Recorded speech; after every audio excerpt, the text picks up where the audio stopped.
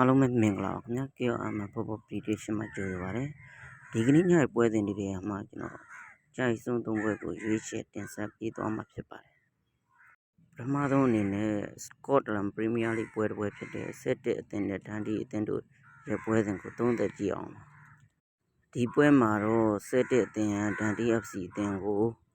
နှလုံး30သားဂိုးပေါင်းကနှစ်ဖက်သွင်းကို3လုံး90ရှုံးပေါက်ထားပါတယ်။ဂိုးပေါင်းကိုကြည့်ခြင်းအဖြစ်7အသင်းကသာသာယာယာနဲ့ဒန်ဒီအသင်းကိုနိုင်သွားမယ်လို့သုံးသပ်ချင်ပါတယ်။ကျွန်တော်အမြင်ရတော့7အသင်း2သီး3သီး3မဟုတ်4သီးလောက်အထိသွင်းလိမ့်မယ်လို့သုံးသပ်ချင်ပါတယ်။ဒုတိယပွဲကတော့အာယာလန်ကလပ်ကော်စီတီအသင်းနဲ့အတလုံးတောင်အသင်းတို့ဖြစ်ပါတယ်။ဒီပွဲကတော့တိတ်ပြီးထွေသုံးသပ်စရာမလိုပါဘူး။ကော်စီတီအသင်းရဲ့ရှေ့တန်းကြောင့်ကော်စီတီအသင်းက1သီး2သီးပေါ့အဲ့လောက်ပေါ့။နောက်ဆုံးပွဲအနေနဲ့